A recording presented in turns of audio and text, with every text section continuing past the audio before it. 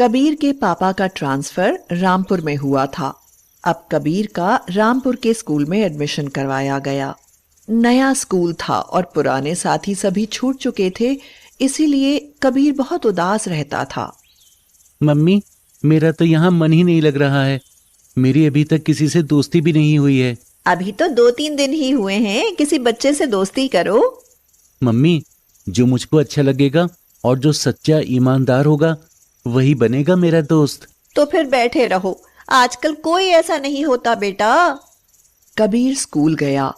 Class में अभी sir नहीं आए थे कि एक दुबला पतला लड़का लंगड़ाता हुआ वहां आया। शक्ल से ही वह गरीब सा लगता था। क्लास में सब बच्चे उसकी हंसी उड़ाने लगे। लंगड़ा आया, भिखारी चंद आया। खुद तो लंच का टिफिन लाता नहीं, खाने के लिए कुछ है नहीं, अगर कोई दे तो लेगा नहीं, अकड़ दिखाएगा। बेशक लंगड़ा है लेकिन दिमाग तो देखो, एटीट्यूड कूट कूट कर भरा है, जैसे अमिताभ बच्चन ही चले आ रहे हैं। सब क्लास के बच्चे हंसने लगे। वह सिर झुकाकर बैठ गया और उसकी आंखों से आंसू निकलने लगे।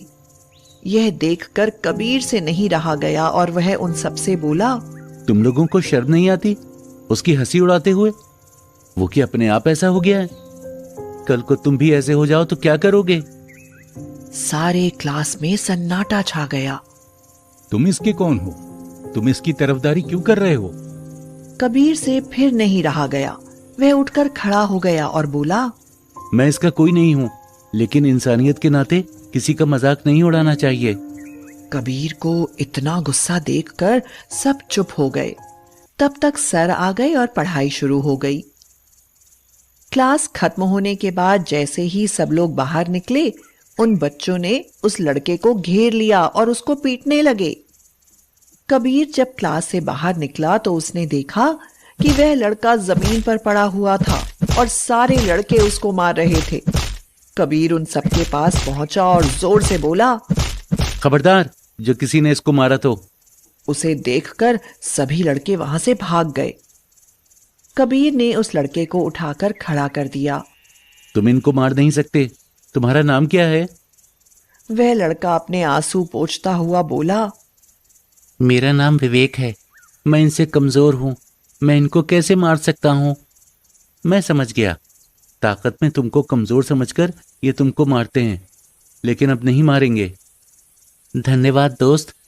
पिछले साल सड़क पर मेरा एक्सीडेंट हो गया था, जिससे मेरे पैर की हड्डी टूट गई थी।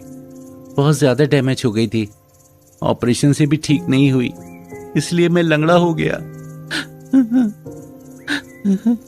रो मत, एक्सीडेंट तो किसी के साथ भी हो सकता है। कबीर के मन में उसके लिए बहुत ज्यादा हमदर्दी हो गई थी। उन दोनों की दोस्ती हो गई और वह दिनों दिन बढ़ती ही चली गई। अब क्लास में किसी की हिम्मत नहीं थी जो विवेक को छेड़ता। तुम्हारे आने से पहले मैं रोता ही रहता था, लेकिन अब मुझे अच्छा लगने लगा है। इस क्लास में 2 ही बच्चे सबसे ज्यादा तेज थे, कबीर और विवेक। यार, मुझे ऐसा लगता है जैसे तुम कुछ मन ही मन परेशान से रहते हो। हाँ यार, ये समाज अपनी करनी से बाज नहीं आता। मुझे सब लोग नीची निगाह से देखते हैं, इससे मेरे मन में हीन भावना बढ़ती चली जा रही है। मैं सोचता हूँ इस बार अगर मैं टॉप कर लूं तो मेरे आसपास पड़ोस में मेरी धाक जम जाए। तो टॉप तो तुम करोगे ही, इसमें परेशान होने की क्या बात है? बस दिन रात पढ़ाई करो। लेकिन विवेक भी जानता था और स्कूल के सब बच्चे जानते थे कि कबीर को हराकर विवेक टॉप नहीं कर पाएगा। उस साल एग्जाम हुए और रिजल्ट निकला तो सभी लोग दंग रह गए। विवेक ने पूरे कॉलेज में ही नहीं, जिले में भी टॉप किया था। कबीर दूसरे नंबर पर था। विवेक कबीर के पास मिठाई का डिब्बा लाया।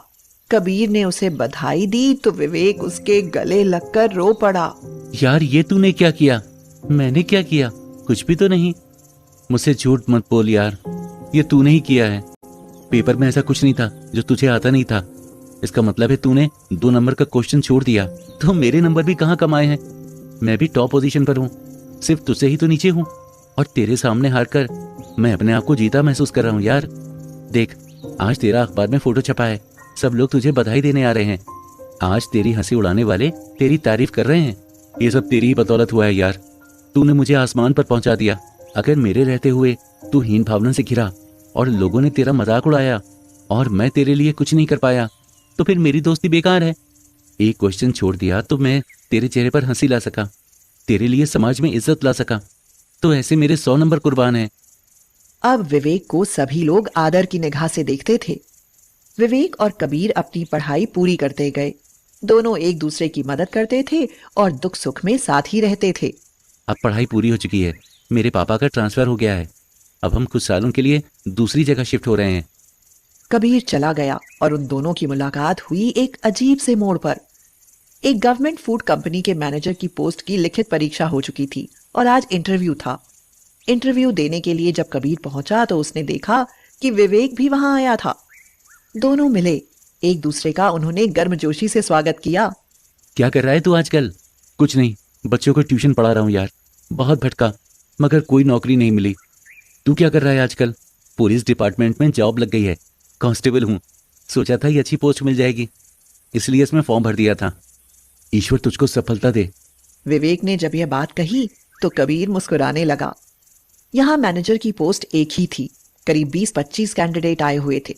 थोड़ी देर के बाद कबीर का नंबर बुलाया गया तो सबने देखा कि वह वहां पर था ही नहीं। बार बार उसका नंबर बुलाए जाने के बावजूद जब वह नहीं आया तो अगला नंबर विवेक का था, उसे बुलाया गया। विवेक ने इंटरव्यू दिया। उसका इंटरव्यू इतना अच्छा गया था कि उसकी 100% सिलेक्शन की उम्मीद थी। जब विवेक अपने घर वापस आया तो आश्चर्य से उछल पड़ा। कबीर उसके घर में बैठा था। उसको देखते ही कबीर ने उसे गले से लगा लिया और बोला, दोस्त, इंटरव्यू कैसा हुआ? इंटरव्यू तो अच्छा हुआ, लेकिन तू वहां से गायब होकर यहाँ कैसे? तुझे बधाई देने के लिए। तेरा 100% सिलेक्शन पक्का है।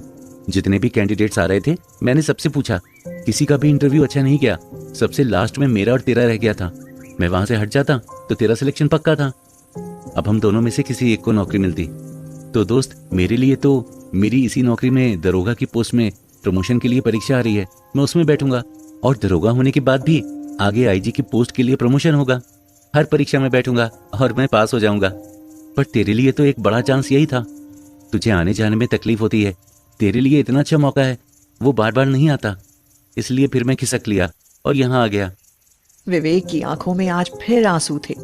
भगवान, ये जरूर मेरे कोई पिछले जन्मों का पुण्य है जो इतना अच्छा दोस्त मिला। अगले ही दिन सूचना मिली कि विवेक का मैनेजर की पोस्ट के लिए सिलेक्शन हो गया है। उसके 6 महीने बाद कबीर भी प्रमोशन में परीक्षा पास करके दरोगा बन गया और दोनों ही दोस्त बहुत खुश थे।